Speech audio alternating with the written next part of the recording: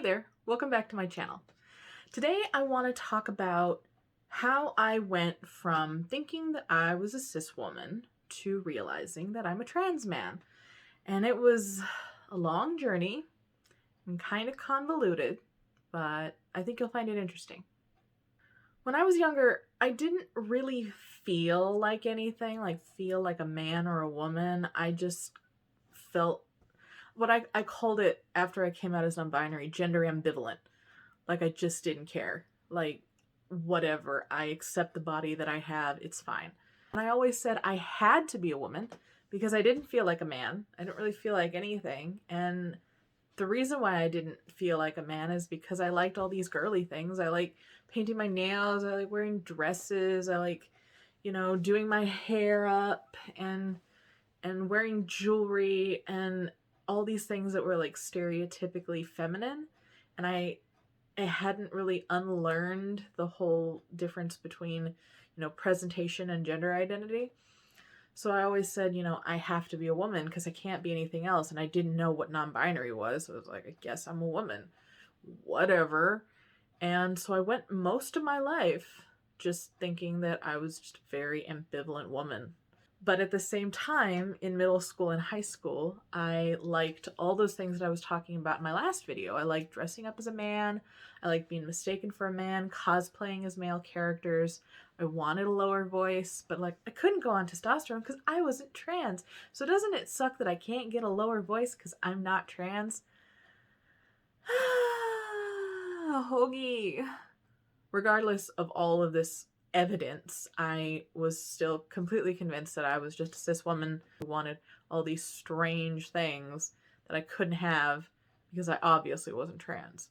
It wasn't until college when a light went off in my brain. Like I had taken a bunch of women's studies classes and I knew about non-binary identities and I found them fascinating. I was like, that's so cool. You can be something besides a man or a woman. I didn't know that was something a person could do. And it was so exciting that wow, some people can just be so free like that and they don't have to adhere to the gender binary. That's awesome. It's still cis though. But it wasn't until one of my friends talked about their partner and said that their partner was non-binary. And for some reason, I'd had it in my head already. Like it'd been on my mind, like non-binary identities and how cool they were, and but I had never known a non-binary person. And so hearing that someone who was non-binary actually existed in the real world that I knew tangentially was new. It was different. It was something went off in my brain, and I was just like, "That's me." Wait, if other people can be that, then so can I. And it was an amazing moment. I was taking the bus home and I was realizing all these things that meant, if I wasn't a woman, that I didn't have to be a woman, that what that meant for me and the freedom that imparted on me, and that maybe I would be able to go on testosterone and maybe all of this stuff could happen. And it was a very joyous moment. And I swear, I didn't even think of the repercussions. I went home that night and I told my parents, and this could have completely backfired because my mom was okay when I came out as queer, but my dad was very upset when I came out as queer back in middle school. And so I immediately told my parents. And they were fine with it. It was strange. At the time, I didn't really think into the future, like, oh my gosh, what if they have a problem with it? They didn't have a problem with it. They didn't really get it. I tried to explain it to them. I was like, it means when you're not a man or a woman. And my mom was like, oh, I didn't know that was the thing. Like, yes, mom. Yes, mom, that's the thing. And my mom was super chill with it. She was just like, I love you however you are. Whatever you are, I love you. You're still my daughter.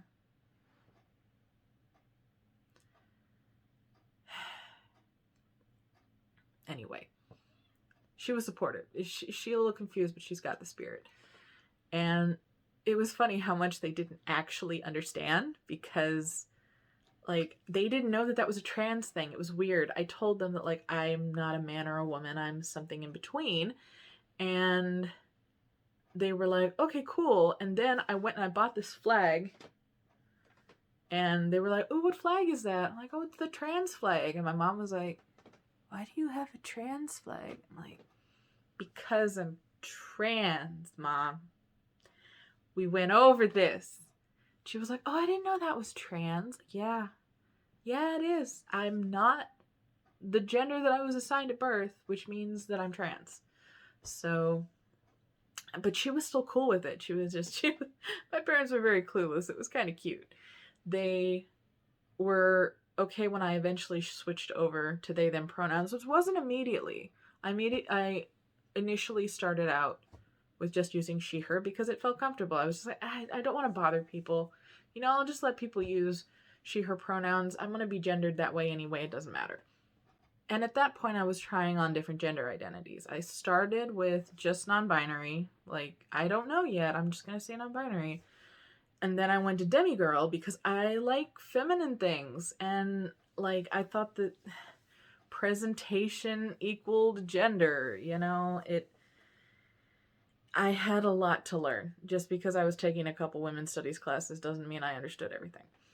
And I started with the she, her pronouns. I identified as a demigirl, and everything was good until I learned more about the non-binary community, and I made non-binary friends online and in person, and I realized, oh shit, like, this isn't as comfortable as I thought it was going to be. This is not how I really feel. I don't really feel like a girl at all. Like, there was no part of me that felt like a girl, but identified as a demigirl.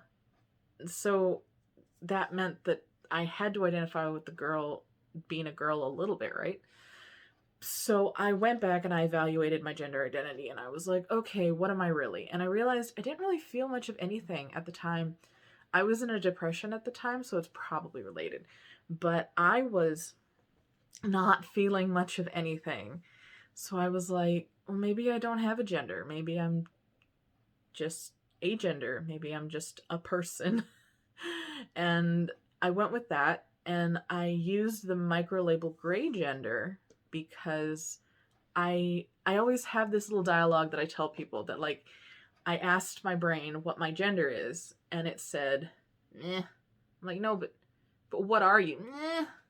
But you have to give me an answer. Meh. Like, that doesn't help me. But that's why I identified as gray gender, because my gender doesn't even know what my gender is at that time. And that's how I explained it to people. And for the time, it was fine. It was just how I identified. I switched over to they, them pronouns. I didn't really feel like much of anything. I was a blob. Depression was strong at that time. But I was comfortable with that for years. And I graduated with they, them pronouns. I graduated as an agender person, and my parents knew me as an agender person, and they tried to use my pronouns. They tried so hard. Bless their hearts. They tried so hard to use the right pronouns. They caught themselves when they could, but my mom always said, like, I've known you as my daughter for so long. Like, it's hard to change everything that you've known. I'm like, how do you think I feel? How do you think I feel?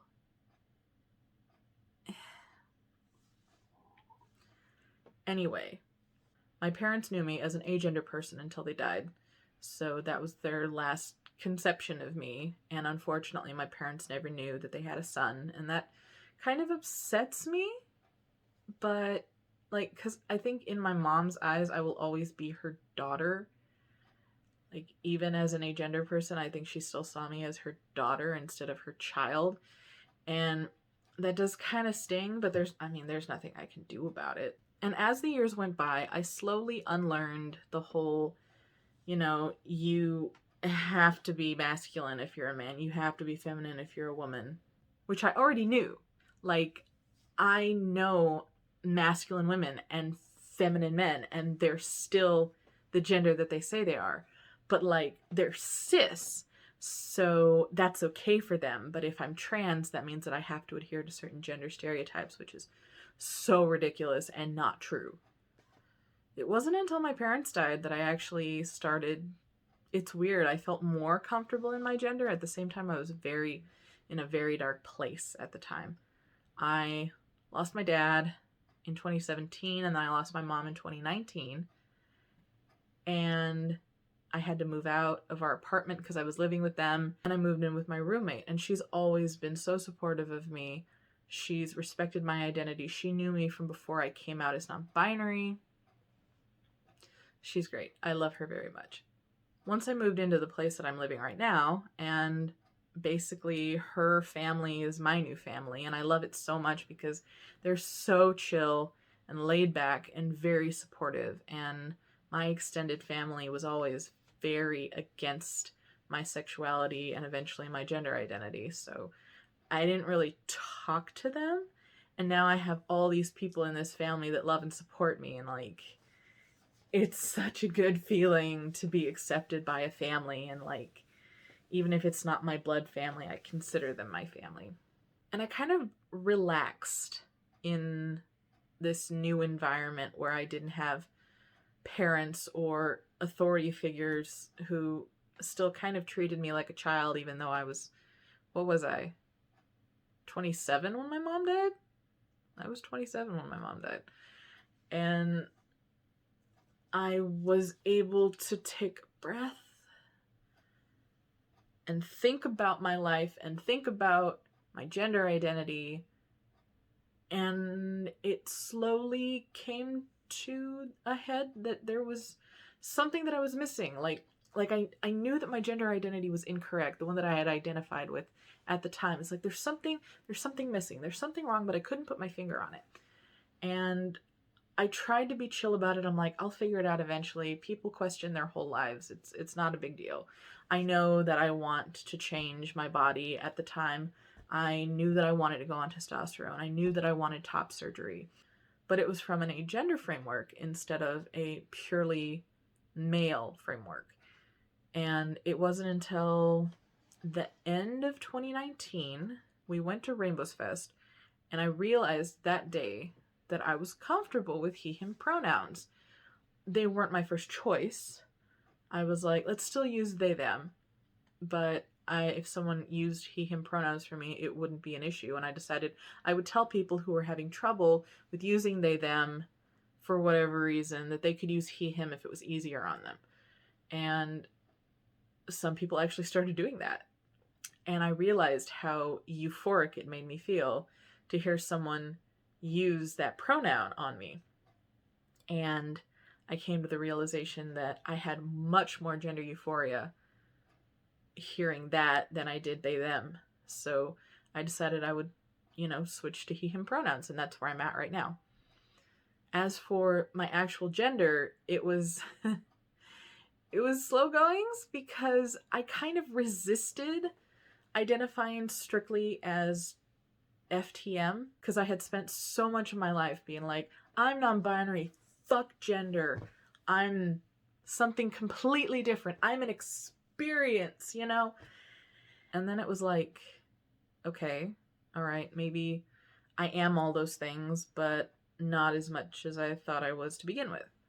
And over the months, especially during quarantine, I had followed multiple FTM subreddits, and I followed FTM YouTubers, and I was very interested in the content, and I related to it a lot. I related to the memes, I related to people's stories, and I started feeling like an egg. I just think they're neat. No, Hoagie, you relate to these for a reason. And I kind of felt like if I was a man, then that invalidated my entire non-binary journey, which isn't true. I accept that at that time in my life, I was non-binary. I felt comfortable with that identity. I felt comfortable with those pronouns.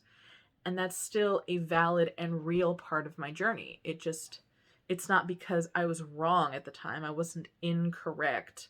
It just isn't who I am now. And I feel like there might be a little bit of gender fluidity in my identity because I fluctuated between transmasc and agender for a little bit. And I think that this gender identity as a man is definitely a permanent fixture of my life, though I may fluctuate a little bit in like non-binary-ness. But I'm still a man and want to live as a man and want to transition into a man and want all of those things. And that's valid. That doesn't invalidate anything that I've gone through. And sometimes it's hard hearing people who like knew that they were a man like from the beginning when they were like 6 years old, knew by the time they started puberty, knew by the time they were in high school, knew this whole time. And it's kind of depressing being like, oh, I wish I had that clarity. But if I had that clarity, like, how depressed would I be for not being able to transition? Like, my parents were supportive, but I don't know if they would have let me transition when I was a kid. Maybe it was a good thing that I didn't know back then. And I realize now that it's okay to like feminine things and be a man. It's okay to want to dress femininely and put on makeup and paint my nails and do my hair up and look girly. And I think I'll feel a lot more comfortable once I'm able to pass as a man with the top surgery and the testosterone and then wear a dress and do makeup and everything. And I feel like that I'll be much more comfortable in than if I were to put on a dress and makeup right now. I would be immediately gendered as a woman. There would be no question. But they'd be wrong. But because I would never possibly pass as a man in a dress, which is what I want to be. I want to be a man and I want to wear dresses. And I can't have that now. So I don't dress very femininely. Not that I get gendered correctly ever. I recently went to the doctors and they used she, her pronouns for me the entire time. Whatever. But I just want people out there to know that it's okay if you don't know immediately, if your journey is convoluted, if you settled on one identity and then years later settled on a different identity. They can both be valid. They can both be true and right and correct for that time in your life. It doesn't mean that you were ever confused or wrong. Now, maybe it does. Maybe it means that was a stepping stone into what you are now and who you are now, and that was just you coming to terms with your current gender identity. But that's just my experience. Obviously, everyone has their own journey and everyone has their own experience. But I just want people to know that, it can take time or it can be immediate. And those are both okay. Well, thank you for watching. I hope you enjoyed it. If you like it, consider liking and subscribing. I know I don't have much content on right now, but I plan on putting out content weekly. And I hope that you will join me on this journey of transition. I hope you all have a great day, and I'll see you next week. Mwah.